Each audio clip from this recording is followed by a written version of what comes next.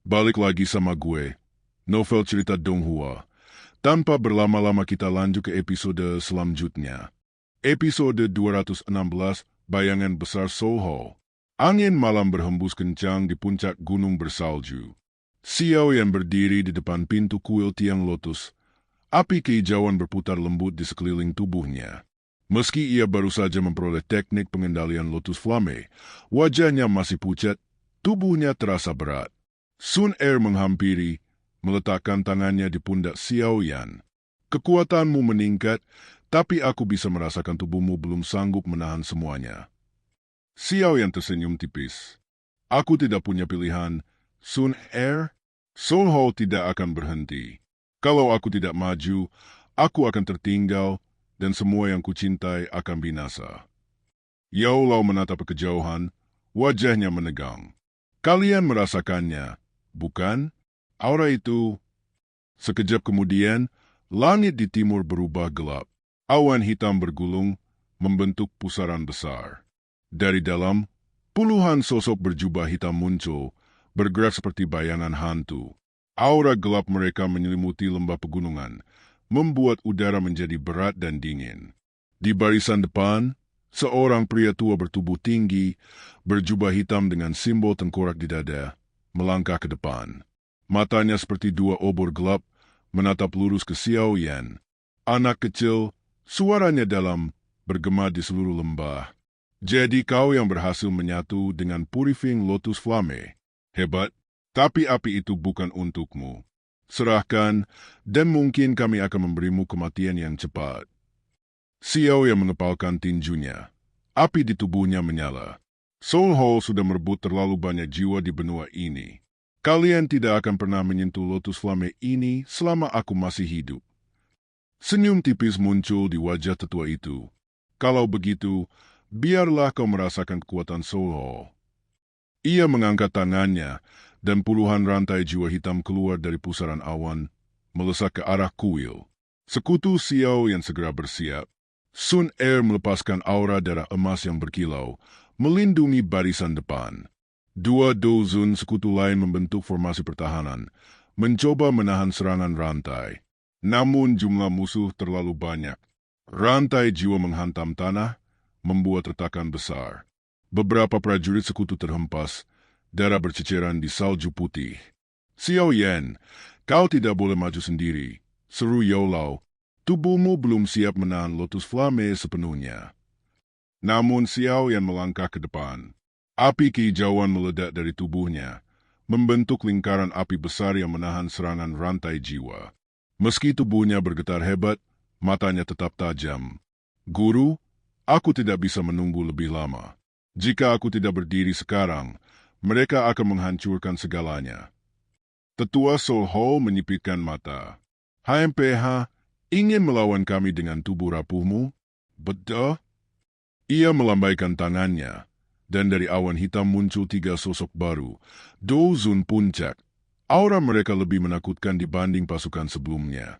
Udara bergetar oleh tekanan mereka. Salju di pegunungan mencair seketika, badai mengguncang puncak. Xiao yang menelan ludah. Meski Lotus Flame ada di tangannya, menghadapi tiga dozen puncak sekaligus adalah mimpi buruk. Tapi ia menggertakkan gigi, menyalakan api di tangannya. Kalau aku jatuh hari ini, aku akan jatuh dengan membakar jalan kalian semua. Api lotus menyala lebih terang, membentuk lotus raksasa di udara. Cahaya putih kehijauan memancar, mendorong mundur kegelapan untuk sesaat. Di balik cahaya itu, pertarungan besar antara Xiao Yan dan pasukan elit Soul Hall akan segera dimulai. Episode berakhir dengan cliffhanger. Ledakan dahsyat antara Lotus Flame dan rantai jiwa hitam membuat seluruh gunung bergetar dan cahaya menyilaukan menelan layar. Episode 217, Pertarungan di Puncak Salju. Ledakan dahsyat dari benturan Lotus Flame dan rantai jiwa hitam mengguncang puncak gunung. Salju longsor dari tebing, bebatuan raksasa bergulir turun, seakan gunung itu sendiri tak sanggup menahan pertarungan. Xiao yang berdiri di tengah pusaran api kehijauan. Api lotus melindungi tubuhnya, tapi darah menetes dari bibirnya. Kekuatan ini masih terlalu liar, pikirnya. 3 dusun puncak Soho melangkah maju. Mereka berdiri sejajar, aura mereka menindas hingga sekutu Xiao yang hampir tak bisa bernapas. "Pemuda," kata salah satu dari mereka dengan suara serak, "kau memang berbakat. Tapi dengan tubuhmu yang rapuh, kau hanya mempercepat kematianmu." Xiao yang menyeringai, meski wajahnya pucat. "Kalau begitu, mari kita lihat siapa yang akan jatuh duluan." Ia merapatkan kedua telapak tangan, membentuk segel. Lotus flame di belakangnya mulai berputar cepat, menciptakan bunga api raksasa yang perlahan mekar.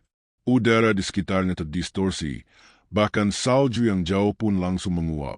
Tiba-tiba, dusun pertama menghilang, lalu muncul di belakang Xiao Yan dengan pedang jiwa hitam yang tajam. Serangan itu menembus pertahanan biasa, namun sebelum menyentuh tubuh Xiao Yan, api lotus menyambar pedang itu, membuatnya bergetar hebat. "Arg!" seru dusun itu, tangannya terbakar. Ia buru-buru menarik pedangnya, tapi ujungnya sudah meleleh.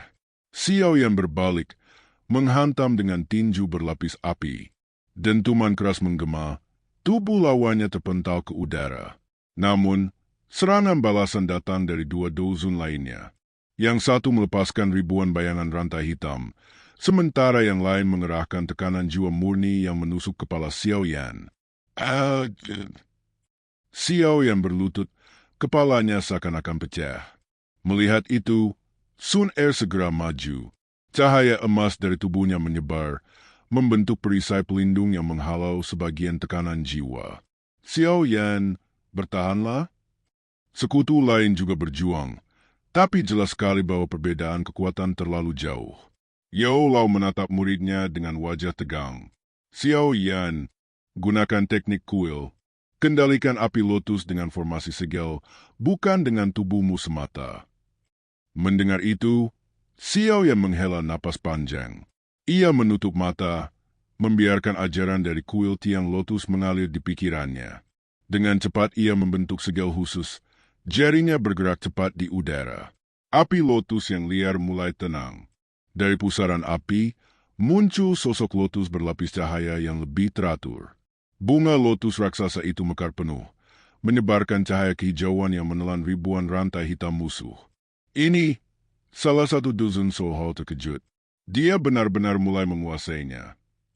Lotus api meledak, gelombang energi menyapu medan pertempuran. Banyak pasukan Soho terhempas, tubuh mereka terbakar menjadi abu. Namun, meski berhasil menahan serangan, tubuh Xiao yang semakin lemah. Setiap kali ia memanggil api lotus, rasa sakit menusuk dari tulang hingga jiwa. Tetua Soho yang memimpin mengamati dengan senyum tipis. Menarik, kalau dibiarkan, dia bisa menjadi ancaman besar. Tapi sekarang, dia masih belum matang. Ia mengangkat tangannya. Dari awan hitam muncul simbol raksasa berbentuk tengkorak yang berputar, menghisap cahaya dan api di sekitarnya.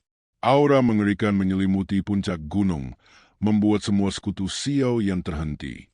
Bahkan api lotus bergetar, seakan ditekan oleh kekuatan itu. "Xiao Yan," kata tetua itu dingin, "lihatlah kekuatan sejati Soho." Episode berakhir dengan cliffhanger. Tengkorak hitam raksasa turun perlahan, siap menelan Xiao Yan dan seluruh kuil. Episode 218, Tengkorak Hitam Penelan Jiwa. Langit berguncang ketika tengkorak hitam raksasa itu turun perlahan, seakan hendak menelan seluruh puncak gunung. Aura mengerikan menyebar, membuat udara dingin menusuk hingga ke tulang. Sekutu Xiao yang bergetar. Beberapa prajurit lemah jatuh berlutut, wajah mereka pucat, napas mereka tersedot keluar. Itu bukan hanya tekanan fisik, tapi juga serangan langsung ke jiwa. "Berhenti!" teriak Sun Er. Ia melesat ke depan, aura darah emasnya meledak. Dari tubuhnya muncul sosok bayangan raksasa Klan Gu, memukul udara dengan tangan bercahaya emas. Tabrakan keras terjadi. Cahaya emas dan aura hitam bertabrakan di langit. Namun, tengkorak itu terlalu kuat. Serangan Sun Er hanya mampu memperlambatnya sebentar, lalu tengkorak hitam berputar lebih cepat, menghisap cahaya emas ke dalam mulutnya. Sun Er terhempas ke belakang, darah menetes dari bibirnya. "Sun Er," seru Xiao Yan. Ia berusaha melangkah, tapi tubuhnya gemetar hebat. Api lotus di sekelilingnya mulai goyah. Yao Lao menatap tajam ke arah tengkorak. Itu teknik terlarang Soho, penelan jiwa abadi. Mereka benar-benar mengirimkan monster sekelas ini. Xiao yang menepalkan tangan, rasa putus asa hampir menelannya. Tapi dalam benaknya teringat wajah orang-orang yang menaruh harapan padanya. Gurunya, keluarganya, Sun Er, bahkan teman-temannya yang gugur di medan pertempuran.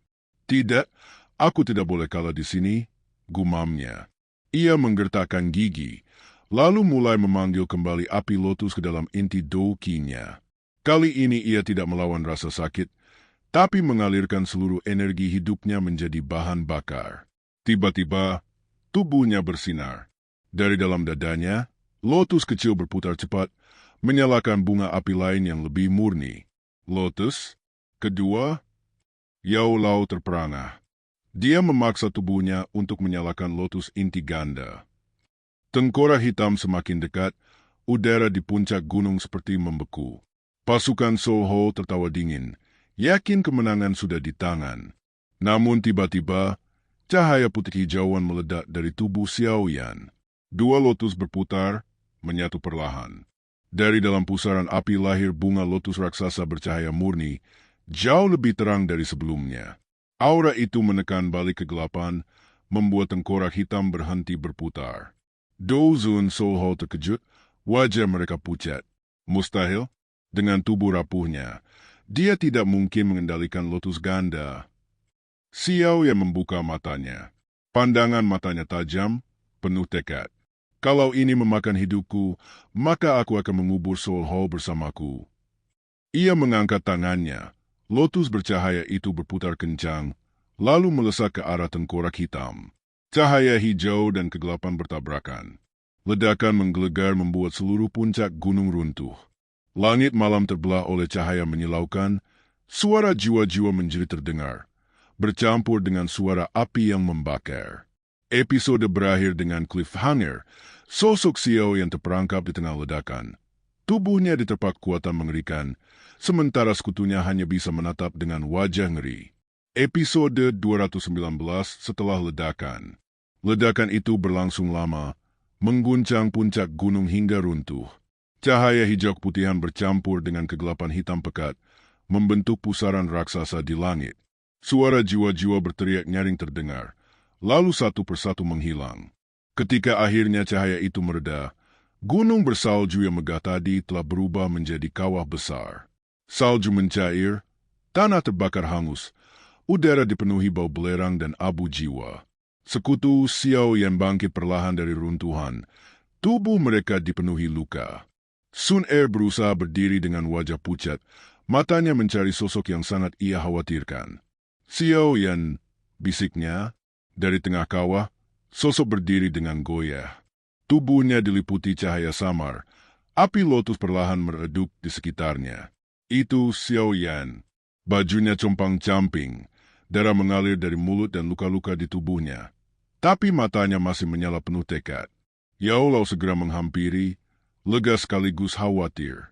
Anak bodoh, kau benar-benar memaksa tubuhmu sampai titik ini. Xiao yang terbatuk keras, darah segar keluar. Guru, apakah aku berhasil? Yao Lao menoleh ke langit.